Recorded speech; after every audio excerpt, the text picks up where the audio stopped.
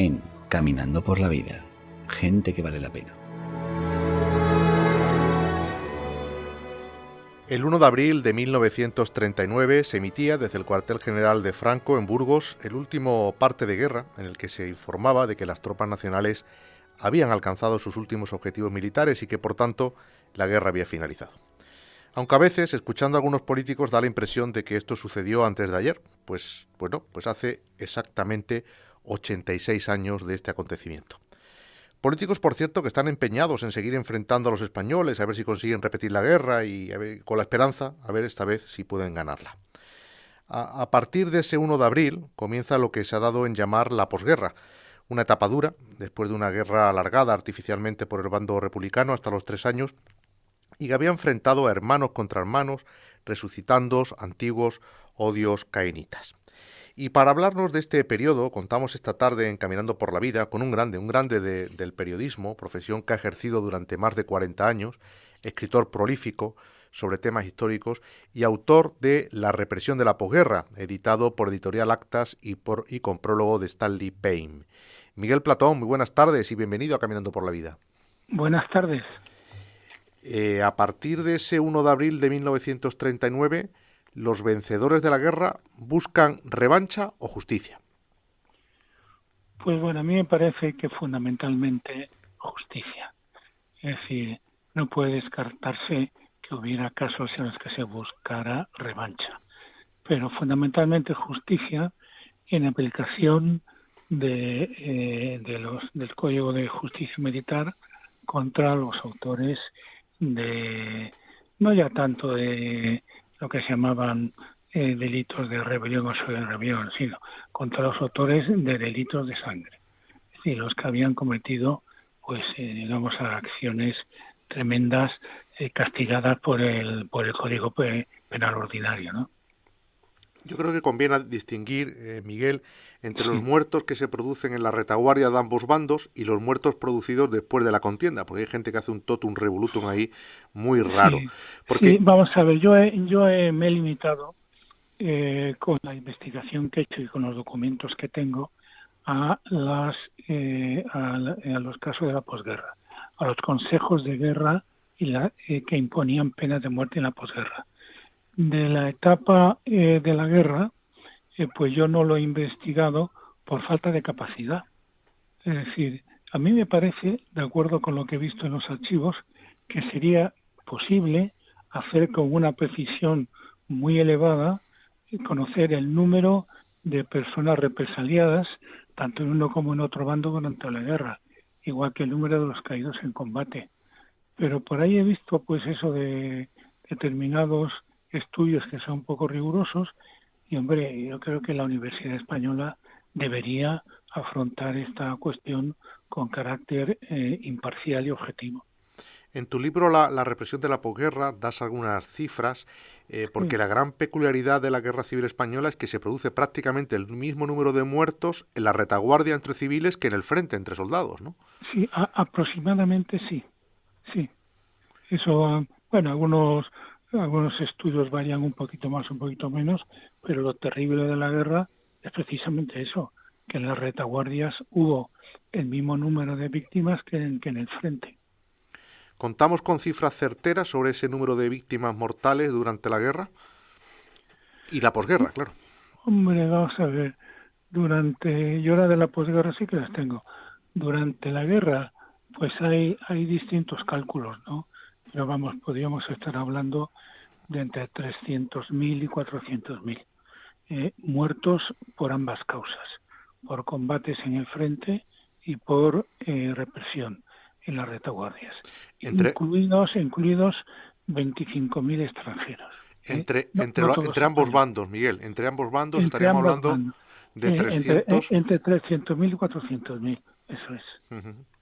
Y luego en la posguerra hubo números redondos, 30.000 condenas a muerte, de las cuales se ejecutaron aproximadamente la mitad, entre 14.000 y 15.000. Si yo he estudiado durante un montón de años los expedientes uno a uno, la base de datos con la que he trabajado está a disposición del público, está incluida en el libro, cualquiera que me pida una actualización la tiene. Eso yo no entiendo que sea una propiedad mía, sino que es una información de interés público. Por lo tanto, todo el que quiera acceder a ella, yo se la doy. Nos decías 30.000 condenas a muertes, pero realmente ejecutados 14.000. Entiendo que los demás Sí, lo demás fueron ejecutados, fueron conmutados. Fueron conmutados. Eran conmutados pues por recomendación de los jurídico-militares. Es decir, una vez que el Consejo de Guerra dictaba una pena de muerte, inmediatamente pasaba al ámbito de los jurídicos militares, empezando por el auditor de la región correspondiente, siguiendo por el capitán general, por los auditores del Ministerio del Ejército, de tal forma que en la práctica, al mes de producirse una sentencia de pena de muerte, la mitad de los condenados ya tenían una propuesta de conmutación. Uh-huh. Que entiendo que sería de cárcel, de unos años o... Sí, bueno, vamos a ver. Normalmente lo que se hacía es, Franco aceptó la recomendación del jurídico militares en el 99,85% de los casos. De ese tema hablaremos más adelante, Miguel. Y de lo que discrepó fue normalmente a favor. La conmutación era normalmente por la pena inferior en grado. La pena inferior en grado era cadena perpetua. ¿Qué significaba cadena perpetua en la jurisdicción, en el Código Penal español y militar? Significaba 30 años. Es decir, España no es Cincinnati ni Milwaukee, donde la gente muere en la cárcel. No, aquí ya se decía reclusión perpetua, paréntesis, 30 años. ¿Y la práctica qué pasó? En la práctica lo que pasó fue que los condenados a muerte conmutados estuvieron en la cárcel entre 3 y 6 años. Eso fue lo que realmente pasó. Yo tengo bastantes casos de menos de 4 años y luego los que más estuvieron fueron 6 años y medio, porque en octubre de 1945 hubo un indulto general para todos los que habían sido condenados. O sea, a partir de octubre del 45, de los condenados a muerte por hechos cometidos durante la Guerra Civil, ya no quedaba nadie. Durante el mes de marzo he oído a los socialistas de Boadilla del Monte, que es la ciudad donde yo vivo y me desenvuelvo, hablar de 114.000 desaparecidos que han de buscarse en fosas comunes. ¡Qué barbaridad! ¡Qué disparate! ¿Qué hay de cierto en este dato? ¿No? ¿O de dónde sale este dato? No tienen ni la menor idea. Y es una ignorancia colosal. Es decir, vamos a ver. Es decir, durante la guerra, en ambos bandos, hubo desaparecidos. La inmensa mayoría de esos desaparecidos fueron buscados, localizados y desenterrados después. ¿Puede quedar alguno? Pues a lo mejor queda alguno. Pero vamos, estamos hablando de cifras muy pequeñas y desde luego pues hay veces que se buscan y no se encuentran, como ha pasado con Federico García Lorca. Los de 114.000 es una completa locura. Es decir, quien diga eso miente como un bellaco. ¿Y por qué miente con tanto descaro, Miguel? Pues mira, por razones ideológico-políticas. Es decir, ahora que se están hablando de memoria democrática por 2 razones. Primero, para resucitar un guerra civilismo que es completamente estéril, y luego para ocultar los crímenes de la izquierda entre 1931 y 1939. Eso es lo que se hace, y los ocultan magnificando y mintiendo sobre los crímenes o los cometidos por el otro bando, por el bando nacional. ¡Qué barbaridad! Pero ¿cómo puede haber tanto bobo a estas alturas? Porque hay otra cifra por ahí que es la de los 50.000 represaliados después de la guerra. No. Si esa cifra de 50.000 es una cifra que han publicado algunos sin fuentes. Es decir, por ejemplo, hay algunos que dicen en la famosa Wikipedia, una reciente investigación, y yo les pregunto, ¿qué investigación? Bueno, no saben responder porque no hay tal investigación. Es decir, y otros dicen, algunos autores, ¿pero qué autores? Vamos a ver, solo hay una persona que ha investigado expediente a expediente las condenas a muerte de la posguerra. Y esa persona soy yo. Me he pasado más de 6 años en el Archivo General Militar de Ávila viendo todas las cajas con todos los expedientes, más de 20.000 expedientes, y allí nadie más que yo ha investigado la cuestión. Por lo tanto, nadie tiene ninguna fuente seria para poder afirmar nada. Este libro, sin duda, La represión de la posguerra, marca un hito en la historiografía actual, puesto que está basado en el estudio que, como acabas de decir, Miguel, de más de 20.000 expedientes de Consejo de Guerra. No hay fuente histórica más fiable, ¿no? No, y no solo eso, sino absolutamente nadie ha sido capaz de desmentirme un solo dato. Nadie. Y yo, por cada condenado, abro un campo en la base de datos de 28 campos por cada condenado, base de datos que, vuelvo a repetir, está a disposición del que la quiera conocer.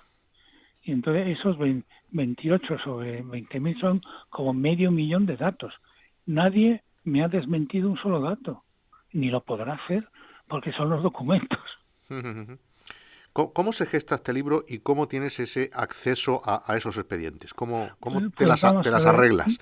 Pues mira, es muy fácil. Yo me enteré hacia el año 2015 aproximadamente por un coronel amigo mío, que muy pocos años antes, entre el año 2010, se habían descubierto por azar en el cuartel general del Ejército, en unos armarios del cuerpo jurídico, los expedientes que los jurídicos militares enviaban a Franco sobre penas de muerte para que Franco decidiera si conmutaba o si se ejecutaba. Entonces eso era un material inédito, se mandó entre el año 2010 y el 2011 al Archivo General Militar de Ávila, se hizo un primer trabajo de clasificación por parte de los archiveros, trabajo imprescindible, y a partir del 2015 aproximadamente estaban ya a disposición de cualquier investigador. Yo empecé a trabajar en el 2017. Y a la luz de todos esos estudios y de todos esos expedientes, ¿cuál fue el papel del jefe del Estado, del general Franco, en todos esos procesos judiciales? Bueno, pues nada, pues él aceptó la recomendación que le hacían los jurídicos militares. Si los jurídicos, una comisión de 3 jurídicos, el Ministerio del Ejército, examinaba todo el expediente completo, si desde la sentencia original del Consejo de Guerra hasta las cartas pidiendo el indulto por parte de los condenados o de sus familiares, información de los ayuntamientos, de la Guardia Civil, numerosas peticiones de conmutación, y de acuerdo con todo eso emitían un informe. A veces, si tenían más información, 2, 3, 4 y hasta 5 informes con su recomendación de lo que debía hacerse. Esa recomendación, que era pues aproximadamente en algo más de la mitad de los casos conmutación, era revisada y ratificada por el asesor jefe, y luego el asesor jefe aproximadamente una vez al mes llevaba los expedientes a Franco, pues a veces 200 expedientes o incluso más, con la recomendación suya. Y entonces Franco, ya digo, casi el 100% de los casos, el 99,85% de las veces, aceptó la recomendación que le presentaba. Y en ese caso del 0,15% que Franco modifica una sentencia, supongo lo hará en ambos sentidos, es decir, imponiendo la pena de muerte o conmutándola. Exacto. ¿Recuerda algún caso concreto de estas modificaciones? Sí. Pues uno de los casos en los cuales le recomiendan ejecución y él cambia la recomendación por conmutación, lo hace en favor de un diputado socialista. Un diputado socialista por Granada que se llamaba Francisco del Toro Cuevas. Francisco del Toro Cuevas fue personalmente conmutado por Franco y estuvo en la cárcel, no llegó a 5 años, porque él le detienen en abril del 39 y sale en libertad condicional en enero de 1944. ¿Y te acuerdas, Miguel, de un caso contrario? No me acuerdo de un caso contrario. Son poquísimos, son muy pocos. Creo recordar que en el libro pones 27, ¿no?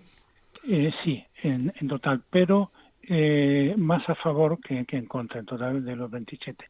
Pero así como hay un caso muy relevante a favor, los otros casos en contra no hay ninguno que sea especialmente relevante. Ujú. Sí, podría revisar el libro y ahí están los nombres, o la base de datos y están los nombres. Hemos comenzado la entrevista preguntándote si lo que ocurrió después de la guerra fue una revancha o fue justicia. Y tú, sin dudarlo, me has dicho que fue justicia. ¿Cuál era el perfil Pero fue una justicia parcial, parcial? porque autores de los mismos crímenes cometidos en el bando nacional no fueron juzgados con la misma severidad. Efectivamente, no fueron juzgados con esa severidad. Exacto. ¿Cuál es el perfil de las personas condenadas a muerte durante estos procesos? Pues mira, son asesinos, torturadores, violadores, ladrones y además en muchos casos con una crueldad increíble. Es decir, hubo centenares de personas quemadas vivas. Por Ujú. ejemplo, hubo embarazadas violadas, cadáveres de monjas desenterrados y expuestos en la calle. Es decir, una crueldad que fue inmediata, fue anterior y que no existió con esos caracteres en el bando nacional. Afirmas en el libro, Miguel, que lo determinante era haber participado en hechos de sangre o no para ser condenado a muerte, ¿no? Por supuesto, pero además había que probarlo. Es decir, los jurídicos militares de manera sistemática aplicaron el principio indubio pro reo. Es decir, en la duda a favor del reo. Si, por ejemplo, una persona que es asesinada en un pueblo y el asesinato se produce con carácter tumultuario, es decir, que es un grupo el que dispara a la persona y la mata. Si no se podía demostrar que el condenado, un disparo del condenado había alcanzado a la persona, ese condenado era conmutado. Y luego, por ejemplo, si había soldados del Ejército Popular que habían participado en un fusilamiento. Si ese fusilamiento era en cumplimiento de una orden superior, pues eso no se consideraba un crimen y los soldados eran conmutados. Eso era, por ejemplo, guerrilleros que actuaban en zona nacional y participaban en combates en los cuales moría gente. Bueno, pues se entendía que esa acción guerrillera era una acción de guerra y por lo tanto los participantes eran conmutados. Si las acciones de guerra nunca se consideraron delito. Otro tema que también está muy manido ahora hoy día por estos de la memoria histórica es el tema de que se condenaron a muerte a personas por sus simples ideas políticas. ¿Esto es así? No, bueno, vamos a ver. Es decir, es posible que como dirigentes, por ejemplo, cargos que como dirigentes fueron condenados a muerte personas que no tenían crímenes de sangre. Ahora, no fueron ejecutados. Es decir, este le fusilaron por sus ideas. En la posguerra, desde luego, no. Durante la guerra es probable que sí, aunque yo no he investigado. En la posguerra nadie fue fusilado por sus ideas. En el libro recoges tú un par de excepciones, Miguel. No sé si te pongo en un compromiso. No, dime. Creo que era un periodista Sí, del diario Obrero, sí, ¿no? sí, ves como dirigente. Sí, el director del diario Mundo Obrero Mundo y Obrero. alguno más, y alguno más, es decir, Sí, esos y alguien eran también que daba arengas en la radio, sí. sí, hubo condenados sin delito de sangre, muy pocos por su condición de dirigentes. Y entonces el carácter de dirigente era el que porque se entendía que habían incitado a cometer crímenes de sangre. Y entonces ese carácter dirigente era el que determinaba la ejecución. Estamos, por tanto, ante actos de justicia. Lo que pasa que, claro, que es una justicia que tú mismo has dicho, es decir, que no era Parcial, adecuada porque por era parcial. supuesto. Era solo se juzgaban los crímenes cometidos Efectiva, por un bando y no por el otro. y no, efectivamente. ¿Se podría haber se podría haber juzgado los crímenes cometidos por el otro bando, Miguel? Ojalá. Porque eso hubiera otorgado Pero, una pero gran claro, legitimidad, ¿no? Al régimen. sí, claro, pero hay que tener en cuenta que durante la guerra ambos bandos no persiguieron a sus propios asesinos.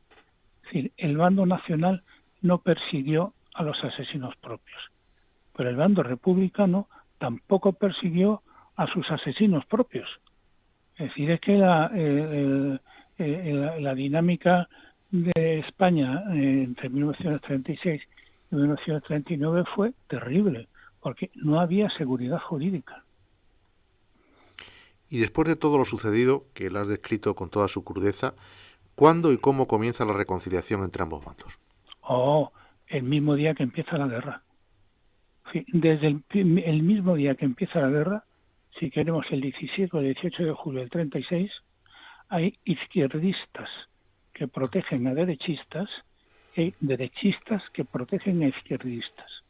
Eso se facilita precisamente porque era una guerra civil y entonces había a quienes se protege. Se protege a familiares, se protege a amigos, se protege a convecinos, se protege a compañeros, y eso fue así desde el primer momento. Es decir, la sociedad estuvo desde el primer día muy por encima de la clase política, pero muy por encima. Algunos dicen, no, es que ya el partido tal o cual en 1940 y tantos, 50 y tantos ya apostó por la reconciliación.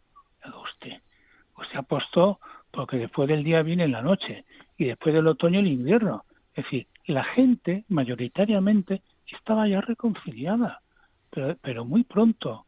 Voy a contar un caso en la ciudad donde empezó la guerra. La guerra empieza en Melilla, como es bien conocido, el 17 de julio. Menos de un mes después, creo que es el 15 de agosto aproximadamente, cuando llega un nuevo comandante general a la ciudad, que es Juan Bautista Sánchez. Ordena lo siguiente, que se difunda por la radio, por la noche el programa de audiencia, que era por la noche. Es decir, señores, hay un montón de familias que han quedado en una situación desesperada. No tienen ingresos porque los cabezas de familia o han sido fusilados o están detenidos. Entonces, esto no puede ser así. Es decir, como mínimo hay que alimentarles. Y entonces se abre una colecta para que voluntariamente la gente aporte dinero para las familias. Bueno, el teniente coronel que difunde eso apenas ha terminado de hablar. Suena el teléfono de la emisora, Radio Melilla, y es un comerciante local que aporta él solo el primer mes.